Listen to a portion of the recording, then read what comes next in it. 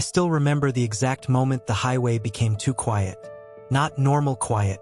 Not the kind where the engine hum and tires on asphalt settle into the background and your mind finally starts to wander. This was different. This was the kind of quiet that feels intentional, like the road itself is holding its breath and waiting for you to make the first mistake. It was around 1:13 in the morning when I realized I had been driving for too long without seeing another car. No trucks, no headlights behind me, no distant taillights ahead. Just me, my old sedan, and a black ribbon of highway cutting through nowhere. I had taken this route because it was faster. At least that's what I told myself. The truth is I was tired of the city, tired of the noise, tired of people asking questions I didn't want to answer. So when I saw the shortcut on the map, a long stretch of highway that would save me nearly 2 hours, I didn't hesitate. That was my first mistake. My second mistake was not turning back when I saw the sign. The sign stood on the side of the road, tilted slightly to the left, half covered in dirt and dead insects. It said, "Next exit 47 miles." That was strange, but not enough to make me stop. Out here, signs were wrong all the time. Construction, detours, bad maintenance, nothing unusual. But beneath the mileage, someone had painted words in thick white letters. "Do not stop after midnight." I stared at it for a few seconds with my foot still on the gas. Then I laughed. Not because it was funny, but because when you're alone at night and something weird appears on the roadside, laughter is the easiest way to pretend you're not afraid. I kept driving. The road stretched ahead of me in one long, empty line. My headlights carved out a narrow tunnel through the dark, but everything beyond that was swallowed instantly. Trees stood in thick clusters on both sides of the highway, their tops invisible. The moon was hidden behind clouds, and the only light came from my own car and the occasional reflective marker flashing past like a blinking eye. I checked the clock on the dashboard. 1:21 a.m. A bad feeling settled in my stomach. Not fear exactly, more like the memory of fear, the kind of feeling that arrives before your mind can explain why.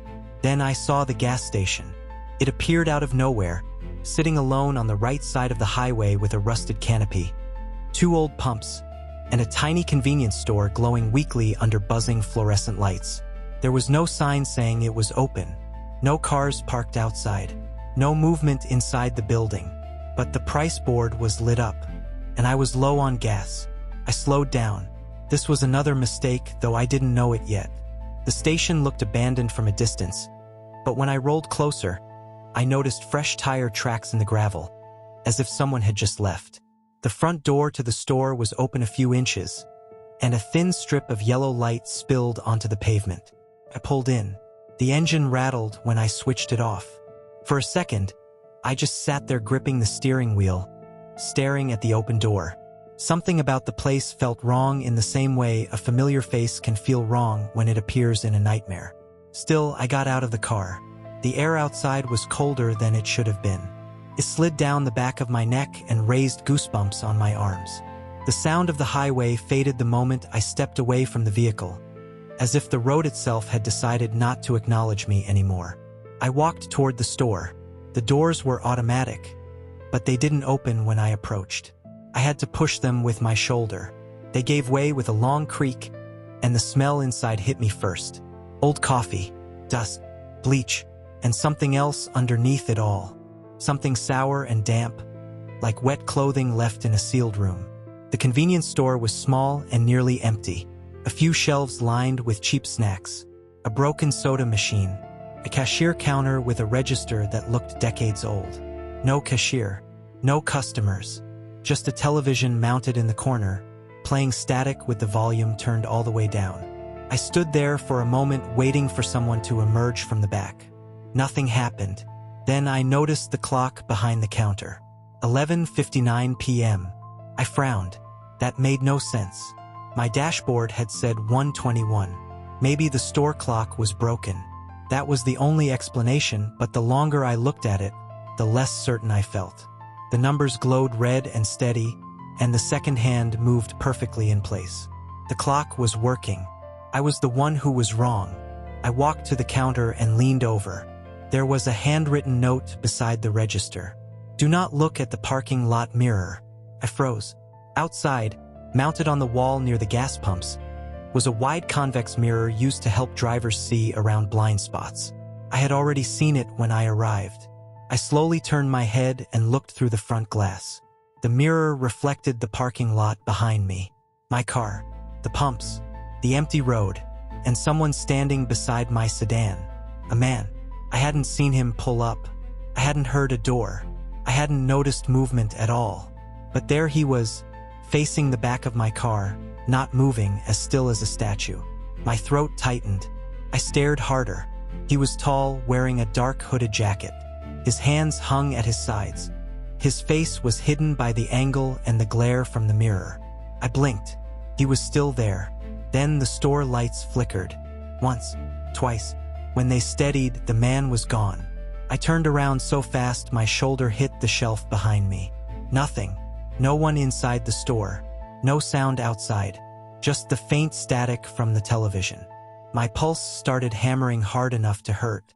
I reached into my pocket for my phone, more out of instinct than reason. No signal. No bars. No emergency indicator. Nothing. Then I saw something else on the counter. A motel key. A brass key with a plastic tag. Room 17. I had not noticed it before. I stared at it, trying to understand how it had gotten there. There had been no one in the room. No cashier. No worker. No explanation. Just the key, sitting in the middle of the counter like it had been placed there for me. Under the key was another note. This one was typed, not handwritten. "If you take the key, do not sleep in your car." I laughed again, but this time the sound came out thin and broken. I didn't want the key. I didn't want any part of this place.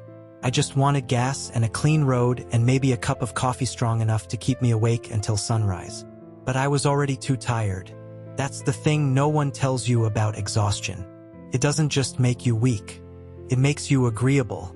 It makes you accept things you would normally run from. I picked up the key. The metal was cold enough to sting my fingers. The moment I touched it, the television in the corner changed. The static vanished. A dark image appeared on the screen. At first I thought it was a security camera feed. Black and white, grainy, low quality. It showed a stretch of highway at night. My highway, from a high angle, like someone was watching from above. I leaned closer to the screen. My car appeared in the frame, parked outside the gas station. Then the camera zoomed in slightly, and I saw myself inside the car, sitting motionless, looking straight ahead. But I was standing inside the store. I jerked backward so fast I knocked over a rack of candy bars. The television crackled. My car on the screen was now empty. The driver's door was open. The screen went black. For several seconds, nothing moved. Then the speakers on the television hissed. A voice came through the static. Low, distorted, almost too quiet to hear. Voice on TV. "You should not have picked up the key." I backed away from the counter. My skin felt cold all over. The voice continued, broken by bursts of static. Voice on TV. "You only get one room. You only get one night. If the room is empty when you enter, leave immediately." My breath caught. I stared at the dark screen. The voice was gone. Only static remained. Then, from somewhere deeper in the store, came the sound of a door opening. Slowly, carefully, I turned toward the back hallway. A thin strip of darkness had appeared at the end of it. A door that had definitely not been opened before. The hallway looked longer now than it should have. Narrow, suffocating. The fluorescent light overhead buzzed with a weak electric tremor. From the darkness at the end, something moved. Not a person. Not exactly. A shape passed across the opening, too fast to see clearly. Tall and bent in an unnatural way, as if it was leaning forward without the support of bones. I stood still. Every part of me wanted to run, but my body had gone cold and heavy. The shape came closer, then stopped just beyond the hallway light. I could see a hand. Long fingers, too many joints, resting against the wall. And then a voice spoke from the darkness. It was not the same voice from the television. This one sounded close, very close. Voice in hallway. Room 17 is waiting. I stumbled backward and hit the front door. The key slipped from my fingers and hit the tile floor. The lights cut out. For 1 second, the entire store went black. Then emergency lighting snapped on overhead, bathing everything in red. The hallway was empty. The back door was closed. The television was dark. But on the dusty glass of the front door, someone had written words with a fingertip. Fresh, visible in the red light. Don't let it follow you out. I didn't wait to find out what it meant. I ran. I burst through the front door, crossed the parking lot, and jumped back into my car so hard my knees slammed into the steering column. My hands shook as I jammed the key into the ignition. The engine coughed once, twice, started. I threw the car into reverse and nearly clipped the gas pump. As I backed out, I glanced toward the store. The front door stood open. Someone was standing inside, watching me, not moving, just watching. I couldn't see the face, only the outline of a body in the red light. Then the figure lifted one arm and pointed toward the highway, as if telling me where to go. I hit the gas. The car shot forward and rejoined the dark road. I drove harder than I ever had in my life. The gas station vanished behind me in less than a minute. But the feeling did not leave. The road was still empty, still black, still too quiet. I kept glancing in the rearview mirror. Nothing at first. Then, after several minutes, I saw headlights. One set, far behind me, following. I told myself it was another traveler, another late-night driver. But the headlights stayed the same distance back no matter how fast I went. Then I noticed something impossible. The lights were not swaying, not shifting with the movement of the road. They were locked in place, exactly centered behind me, like they were mounted on a vehicle that wasn't moving at all. I leaned forward and looked harder. The lights were getting brighter, closer, but the distance between us was not changing. That was when I realized the headlights were not behind me on the road. They were in the mirror, only in the mirror. I twisted around in my seat and looked behind the car through the back glass. Nothing. No headlights. No vehicle. No road behind me except darkness. I turned back to the mirror. The lights were still there. And now, beneath them, I could see a shape. A figure standing in the middle of the lane. Tall. Still. Waiting. I screamed and slammed the steering wheel so hard the car veered across the center line. The figure was gone. The headlights vanished. But something had changed. The highway ahead was no longer straight. Curved. Not a gentle curve. A sharp, unnatural bend in the road I had just been driving on for miles. My stomach dropped. I slowed down. This road had been straight. I was sure of it. The curve led into a darker stretch of highway lined with dead trees. No signs. No exits. No reflectors. Just a long bend disappearing into blackness. My dashboard clock blinked. 1:13 a.m. Again. I stared at it in disbelief. It had already passed 1:13. I had seen 1:21 at the gas station. I checked again. 1:13. The same time. The same minute. Over and over. Then the radio turned on by itself. A burst of static flooded the car. I reached for the knob, but before I could touch it, a voice came through. My own voice. Me on radio. Do not stop the car. Do not look at the back seat. If you hear knocking, it is already inside. My blood went cold. I turned the radio down. The cabin went silent. Not empty silent. Waiting silent. I could hear my own breathing. Then, from the back seat, a single knock. Thump. I stopped breathing. Another knock. Thump. My eyes locked on the rearview mirror, but I didn't want to look. I didn't want to turn around. The voice from the radio whispered again, but now it was right beside my ear. Voice. The voice beside my ear was mine. That was the worst part. Not the knocking. Not the empty road. Not the impossible curve that had appeared where the highway should have gone straight. It was hearing myself whisper through the dark like I had already been here before, like some part of me had stayed behind to watch this happen and was only now deciding to speak. Voice. Do not turn around.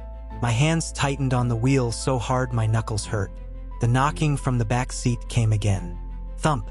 I stared straight ahead, every muscle in my body locked in place. The road had narrowed. Or maybe it only felt narrower because the trees on both sides seemed to press closer together now, their branches hanging over the asphalt like crooked fingers.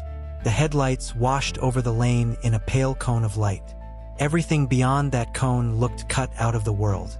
I swallowed hard. The voice came again, quieter this time. Voice, if you look back, it will know you saw it.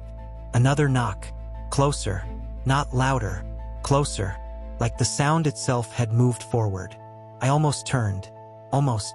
Then I remembered something my father used to say when I was a kid and afraid of the dark. He used to tell me not every sound is meant for you. At the time, I thought he was trying to comfort me. Now I realized he might have been warning me. The dashboard clock flickered. 1:13 a.m. Still 1:13. I drove faster. The engine strained beneath me. The tires hissed over the road. My body felt disconnected, like I was trapped inside a machine that was now making choices for me. Then I saw the exit. At least I thought it was an exit. A sign rose from the darkness on the right side of the road. Exit 17. My pulse jumped. That number again. I slowed instinctively, and the moment I did, the car behind me appeared. Not in the mirror. Ahead of me, a sedan, black as wet stone, sitting in the middle of the lane with no headlights on. It had not been there a second ago. I slammed the brakes. My tires screamed across the pavement, and the car skidded sideways just enough to stop before hitting it. For a moment I couldn't breathe. The other vehicle sat still. No engine noise, no lights, no movement. Just an empty black car blocking the road as if it had always belonged there. My phone lit up in my lap. One bar, then none. Then the screen changed on its own. A text message appeared. No sender. Just one line. Don't open your door. I stared at it. Then the back seat knocked again. Thump. I flinched so hard my head hit the headrest. Something moved in the seat behind me. Not a full movement. Not enough to clearly see anything. Just a shift. A weight settling into place where no one had been before. The smell changed inside the car. Old wet fabric. Cold earth. Something rotten and human. My breathing turned shallow. I wanted to scream, but I had no air. A hand appeared in the rearview mirror. Just the hand. Long fingers resting lightly on the top of the back seat. Not grabbing. Not reaching. Waiting. The skin was gray and dry, stretched thin over the bones. I closed my eyes. Opened them again. Still there. I was shaking now, the car trembling slightly under me. The black sedan in front of me remained motionless. No driver visible. No interior light. Just a shape in the dark. Then the driver's side door on that car opened. Slowly, very slowly, I watched, frozen, as a figure stepped out. It was too far away to see clearly at first. Then it leaned into the light from my headlights. A man, or something that had once been one. Tall, thin, shirt stained dark across the chest. Head tilted at an angle that made his neck look broken. But it was the face that made me nearly black out. It was my face, or close enough that my mind refused to separate them. Same eyes, same nose, same mouth, except this version of me was smiling. Not happily, hungrily. I took one step toward my car, then another. My whole body started to panic at once. I threw the car into reverse and stomped the gas. The tires spun on the asphalt, and the vehicle shot backwards so fast my head slammed into the seat. I didn't care. I just needed away from it. The black sedan vanished behind me in the rearview mirror. The road behind stretched empty again. But the smiling thing was still there, now in the back seat. I saw it in the mirror. Not clearly, not fully, but enough. A shoulder, a jawline, the hint of a grin. I yanked the steering wheel hard and nearly drove into the ditch. The car fishtailed, straightened, and kept going. I screamed then, a raw, helpless sound that disappeared into the night.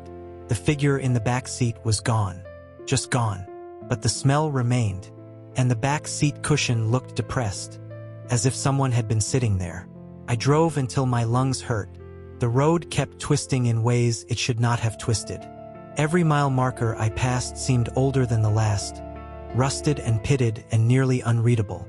No matter how far I went, the highway never seemed to lead anywhere familiar. Then I saw the bridge. It spanned a black river below, narrow and old, with cracked concrete rails and metal supports that groaned softly in the wind. A sign before the bridge read, "Weight limit 1 vehicle." That was strange enough. But beneath it, painted in red letters, someone had added, "Only if you are alone." My throat tightened. I looked in the rearview mirror. Empty. Back seat empty. No figure. No hand. No one. I gripped the wheel and rolled onto the bridge. The sound changed immediately. The tires rattled over the seams in the concrete. Wind hissed through the rails. Below me, the river was nothing but a black void with no reflection. Halfway across, the car engine coughed. Once, then again. The dashboard lights dimmed. No, not dimmed. Lowered. As if the car itself was losing power. I pressed the gas. Nothing. The engine sputtered. The headlights blinked. And then I heard it. A voice from beneath the bridge. Not below me in the river. Under the road. Under the car. Right beneath the concrete. It was singing. Very softly. A child's lullaby. Slow. Broken. Almost too faint to understand. The tune was familiar in the way nightmares can be familiar. I knew I had heard it before. Somewhere. Long ago. The engine died. The car rolled forward on momentum alone. The lullaby continued. I sat frozen, hands useless on the steering wheel, while the vehicle drifted across the bridge in complete silence except for that song from underneath. Then the front tires touched the far side. The car jerked once. The headlights flashed. And in that flash of light, I saw something standing at the edge of the bridge. A woman, bare feet, long hair hanging wet around her face. She was facing the river, not me. But I knew, somehow, that she was waiting for me to pass. I didn't look long enough to understand why. I just drove. The engine caught again as soon as I cleared the bridge, like it had only needed to survive that one crossing. I kept going.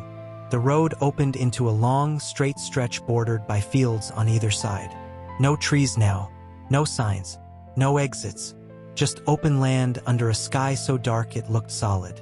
I started to think maybe it was over. Maybe I had made it through whatever strange thing had happened back there. Maybe fear had finally burned itself out.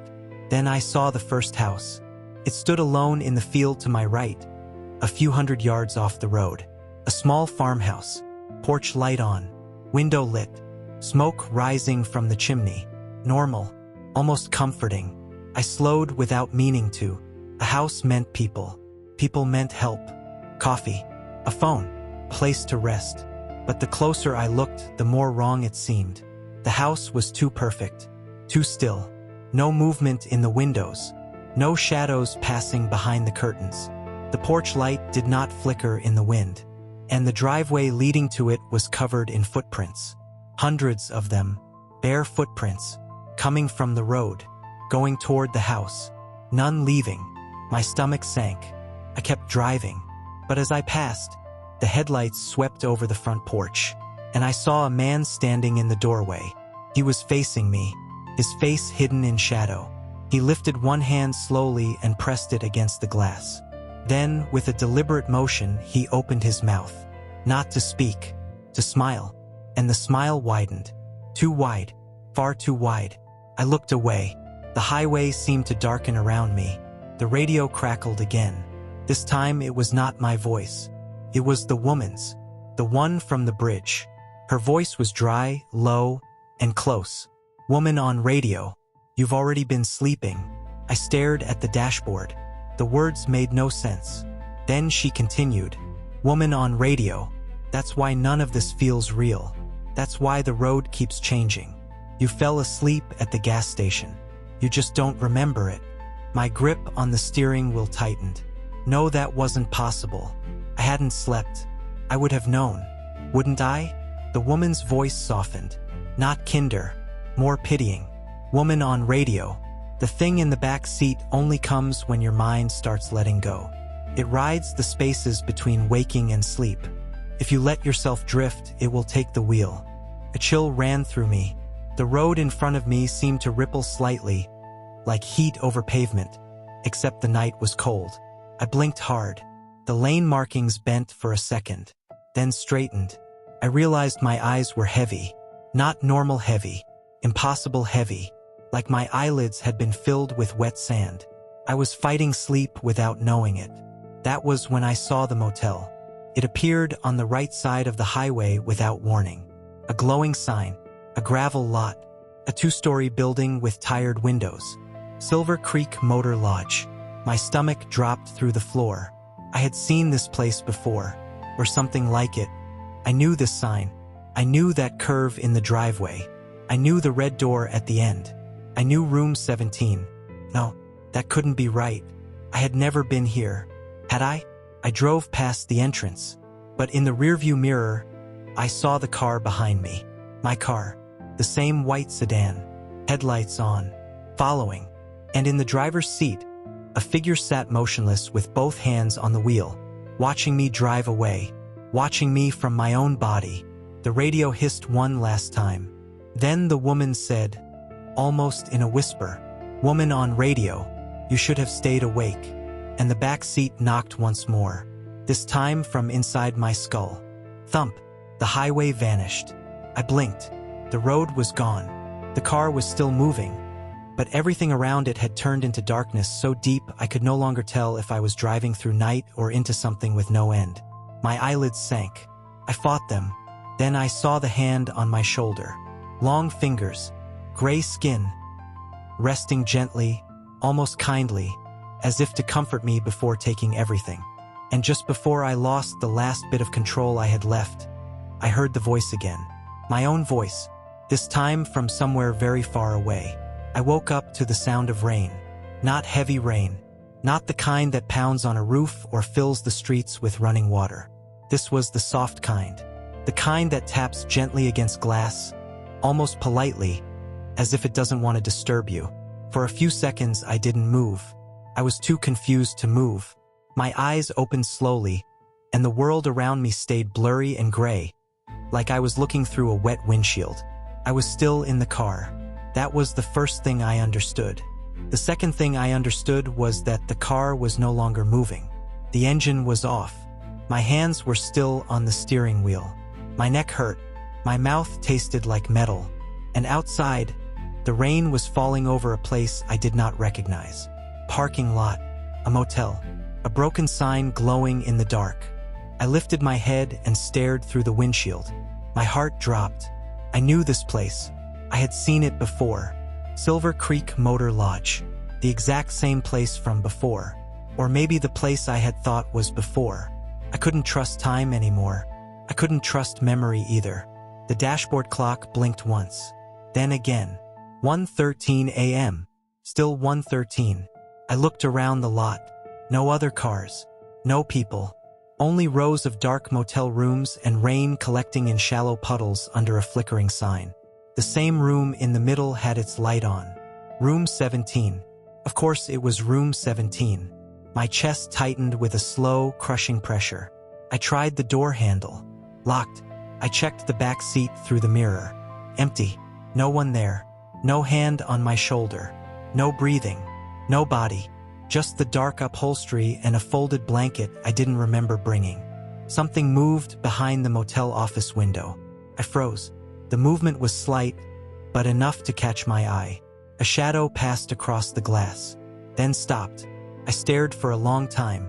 Nothing happened. Then the office door opened. A man stepped out into the rain. The motel clerk. Same thin body. Same tired face. Same old uniform hanging loose on him like skin that didn't belong. He stood under the weak light of the office awning and looked directly at me. Even from here, I could see that he was smiling. Not kindly, not warmly, like he had been expecting me to return.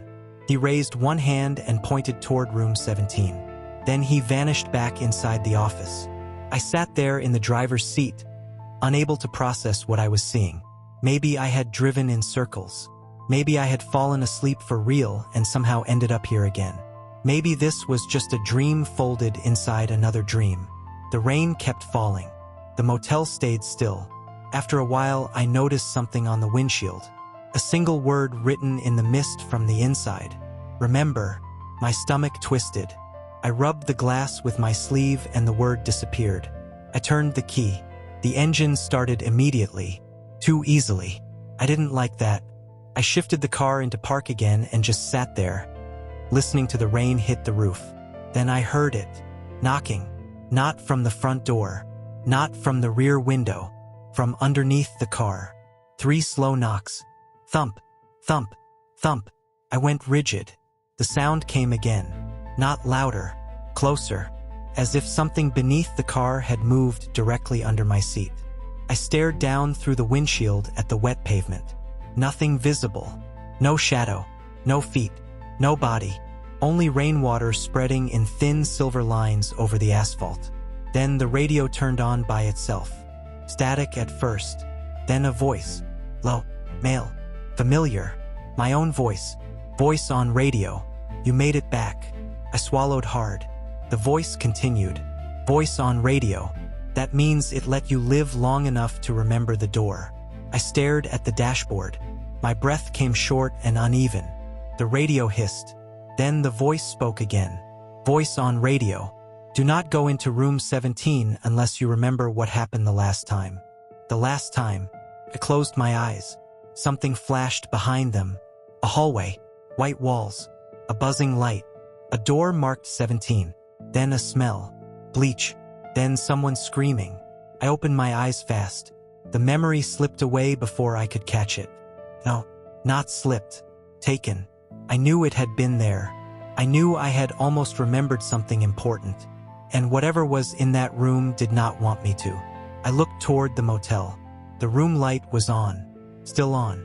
Waiting. Then, in the reflection of the rain on the windshield, I saw a shape standing behind my car. I turned. Nothing. No one. Turned back toward the windshield. Still there. A tall figure reflected in the wet glass. Just over my shoulder. I could not see its face, only the shape of it. Thin. Bent slightly forward. Too still. I did not turn around. I didn't need to. I knew if I looked directly at it, something would happen that I could never undo. The radio crackled again. Voice on radio. It wants you scared. That part is easy. What it fears is memory. My fingers trembled on the steering wheel. Voice on radio. If you go in, do not look in the mirror. Do not answer if it speaks like someone you knew. And whatever you do, do not fall asleep standing up. The line cut to static. Then silence. The rain continued. I checked the rearview mirror. Empty seat. No body. No figure. But the condensation on the inside of the glass had formed another message. 3 words. It is here. My stomach clenched hard enough to make me dizzy. I shoved open the car door and stepped out into the rain. Cold water soaked through my shirt instantly. The air smelled like wet concrete and old electricity. Every sound was muted by the storm, except the soft slap of my shoes on the pavement as I walked toward the office. The motel seemed closer now. Wrongly close. The building looked the same as before, but smaller somehow, like it had been folded tighter than it should have been. The windows were dark except room 17, which glowed with that same sick yellow light. The office door was open. Inside, the clerk was nowhere to be seen. Only a key rack on the wall, and 1 key missing. I stared at the empty spot. My key. No, not my key. The key. I couldn't tell what belonged to whom anymore. Something in the corner of the office moved. I stopped. It was just the television. Old static rolling across a dark screen.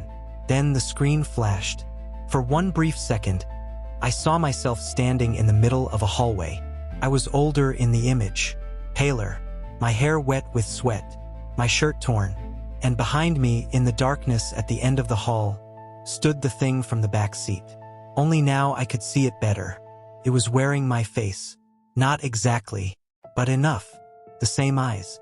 The same mouth, except the skin around the mouth had split into a grin that was too wide to be human. The image vanished. I stepped backward into the rain. My heart was hammering so fast I could feel it in my throat. Then I heard a sound from room 17. A knock on the door. 1 knock, then another. Slow, patient, like whoever was inside had all the time in the world. I stood frozen in the rain, staring at the glowing window. The door knob turned, just once, then stopped. I had the horrible feeling that if I didn't move right then, the room would open by itself, and whatever was inside would not need an invitation. I ran, not away from the room, toward it. That was the terrifying part. Some part of me knew I was making a mistake, but the deeper part, the part buried under fear, knew the only way out was through. I crossed the walkway in a few fast steps and reached room 17. My hand hovered over the knob. The door trembled once from the inside. I nearly pulled away. Then I remembered the voice. Remember. I shut my eyes and tried to force the memory back. A hospital corridor. Or maybe a motel hallway. A woman crying. A child's voice. The smell of bleach. A mirror. Something was hidden in that memory. Something I had buried on purpose. The knocking came again. Harder this time. 3 sharp knocks that rattled the whole frame. I opened my eyes and grabbed the knob. The door swung inward. The room was dark. Too dark. The lamp that had been glowing from the window was off now. The bed sat in the middle of the room like an accusation. The mirror over the sink reflected nothing but blackness. And in the center of the room, at the foot of the bed, sat a man. Motionless. Facing away from me. His shoulders were hunched. His hands rested on his knees. He looked exhausted, like he had been waiting a long time. My mouth went dry. I took one step inside. The door behind me clicked shut. The man did not move. I stared at the back of his head.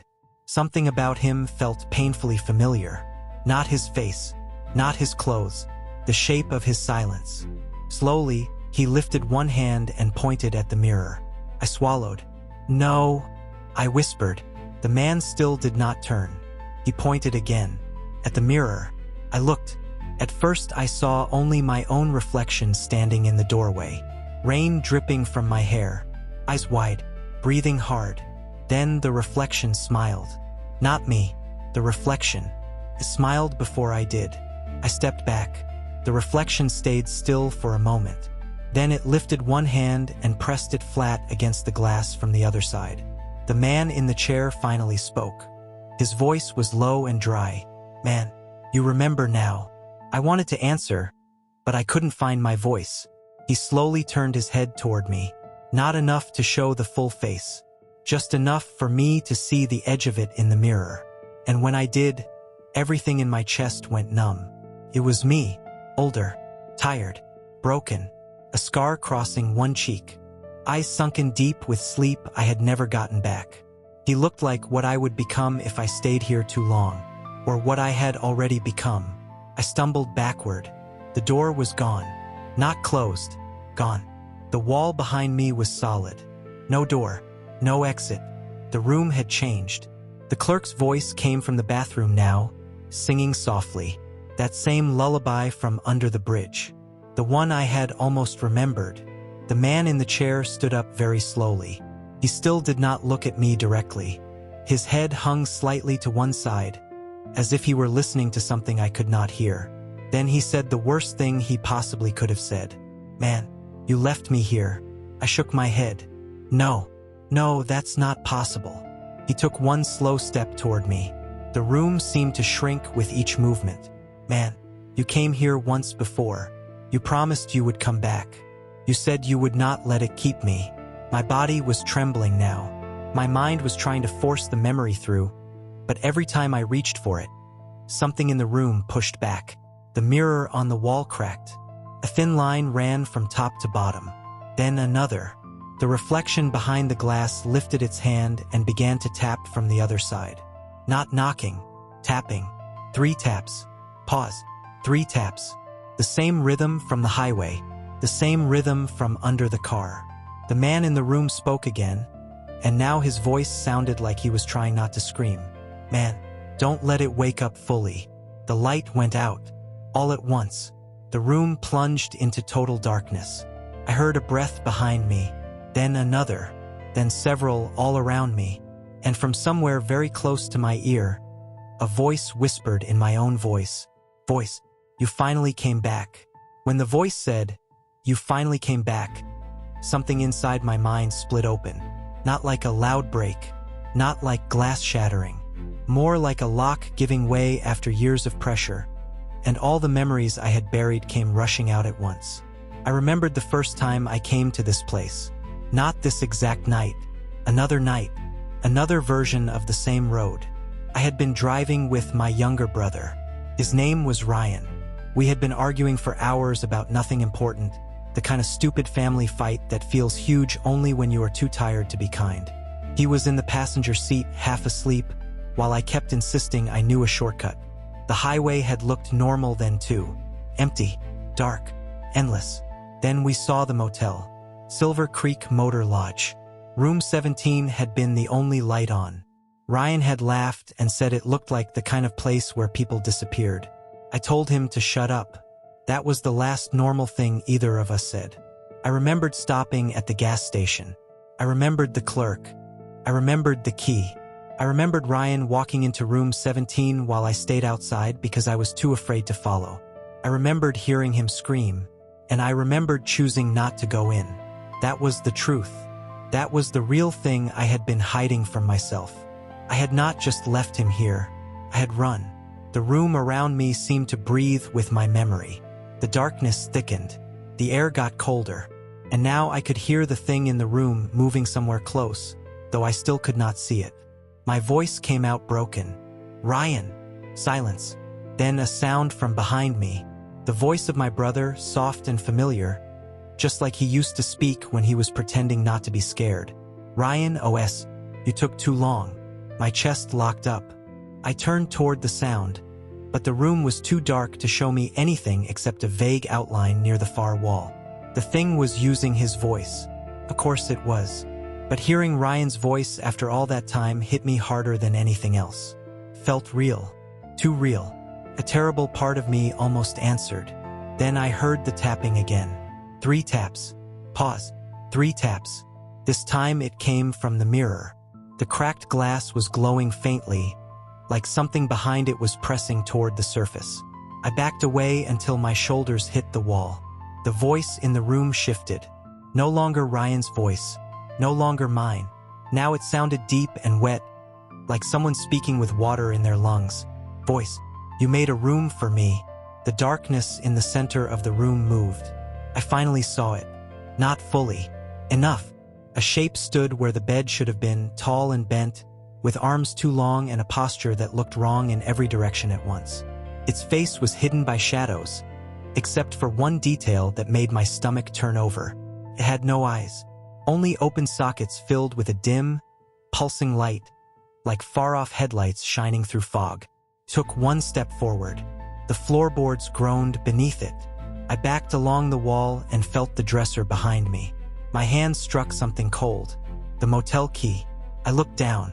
The brass key was on the dresser. I did not remember putting it there. My fingers closed around it anyway. The thing in the room stopped moving. Its head tilted slightly, as if it had noticed. The voice came again. Voice, you shouldn't hold that. I realized then that the key was warm. Not just warm, pulsing, like it had a heartbeat. The room shuddered. The mirror cracked wider. Something on the other side was pushing through. I heard glass grinding against glass. The reflection in the mirror was no longer mine. It was the room itself, but deeper, longer. A hallway stretched out behind the glass where no hallway should exist. Doors lined both sides. Dozens of them. All closed, except one. Room 17. Open. And from that open doorway in the reflection, I saw someone standing there. Ryan, or what looked like him. He was pale and still, staring straight out from the mirror at me.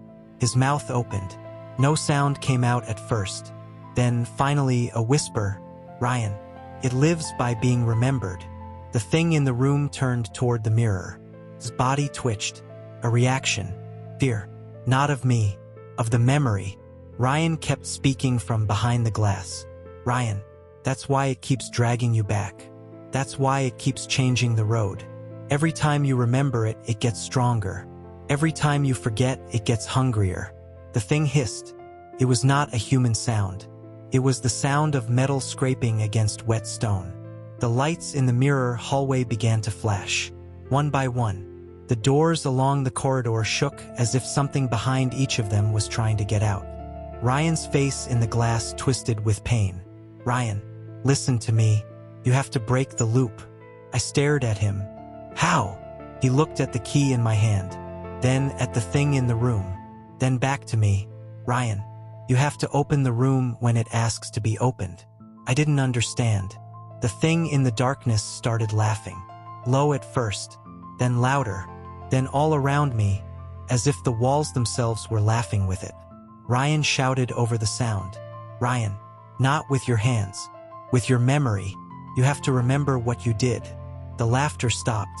Everything went dead silent. I could feel the weight of the room pressing in on me. My throat tightened. I remembered the night again. Ryan in the passenger seat. The motel. The scream. I remembered opening the door. Not to the room. To the hallway behind it. The one that should never have existed. I remembered seeing the thing standing there, and instead of dragging Ryan out, I had slammed the door and locked it from the outside. I had trapped him in there. I had trapped myself too, in a way, because the room had not wanted him. It had wanted the fear. It had wanted the guilt. And guilt, once fed, becomes a door all by itself. My knees nearly gave out. The thing in the room leaned closer. The sockets glowed brighter now. "Voice, you remember." The mirror behind it began to throb like a living surface. Ryan yelled one last time. "Ryan, now." I understood. The key. The room. The memory. I had to choose. I looked at the key in my hand, then at the thing, then at the mirror, and I made the worst decision of my life with complete clarity. I drove the key into the wall beside me, not into a lock, into the plaster. The room screamed, a sound so violent it nearly dropped me to my knees. The walls cracked. The mirror shattered outward in a burst of black glass. The thing lunged at me. I grabbed the broken edge of the dresser and slammed it into the shape before it could reach me. It recoiled. The room began to collapse in pieces. The wallpaper peeled away in strips. The floor buckled. Behind the walls there was not insulation, not wood, not wires. Just darkness. A vast, deep corridor stretching away in every direction. Rooms. Hundreds of rooms. All of them 17. The thing shrieked as the key in the wall continued to burn brighter and brighter. Ryan's voice echoed from the mirror fragments scattered on the floor. "Ryan, don't run. This time, stay awake." The thing twisted toward the door. Except there was no door anymore. Only the opening into the endless hallway beyond the motel room. I understood what had happened. The motel was not a place. It was a wound, a loop, a trap built from every person who had come here afraid and exhausted and alone. The highway was how it found them. The room was how it kept them. The memory was how it fed. And now it was trying to pull me completely inside. I could feel it. The hallway beyond the room was getting closer, stretching, opening, like the inside of a throat. The thing in front of me changed. His face rippled. Then I saw Ryan in it. For one impossible second, Ryan was there, terrified and reaching toward me. I almost believed it. Almost. But then the face changed again. Mine. Smiling. I screamed and hurled the motel key into the open corridor. The moment it left my hand, everything exploded in white light. The sound was deafening. The floor vanished. The walls vanished. The room vanished. I was falling, or waking, or both. Then I hit the ground hard. Cold asphalt, rain, wind. My lungs burned. I opened my eyes and saw the highway above me. Not inside the motel. Not in the room. On the shoulder of the road, in the rain with cars nowhere in sight. I was lying beside my car. The engine was off. The windshield was cracked. And the motel was gone. No sign. No building. No parking lot. Just empty highway and black fields on either side. I pushed myself up slowly. My hands were shaking so badly I could barely stand. The sky in the east was turning gray. Morning. For the first time all night, the darkness looked weaker. I stumbled to my car and looked through the window. The back seat was empty. The passenger seat too. No Ryan. No thing. No shadow. I should have felt relief. Instead, I felt grief so deep it almost knocked me over. Because I knew now what I had lost. Not just my brother. Not just a night. I had lost years. Maybe more. The voice came again, but now it was far away. Very far. Like a radio signal fading into weather. Ryan Vio, you did wake up. I turned in every direction, but there was no one there. Then his voice again, softer this time. Ryan Vio, that's the only way out. A tear slid down my face before I even realized I was crying. Ryan. No answer. Only the highway. Only the wind. Then, on the passenger side window, a finger slowly traced words through the fog from the inside. I stared at it, unable to move. The message read, "Someone else is still there." My blood went cold all over again. I looked into the back seat. For one terrible second, I saw a shape. Not clear, just enough. Something sitting very still in the dark where no one should have been. Then the sun broke over the horizon, and the shape was gone. The road ahead stretched open and bright. But I knew, deep down, the story was not over. It had only changed shape.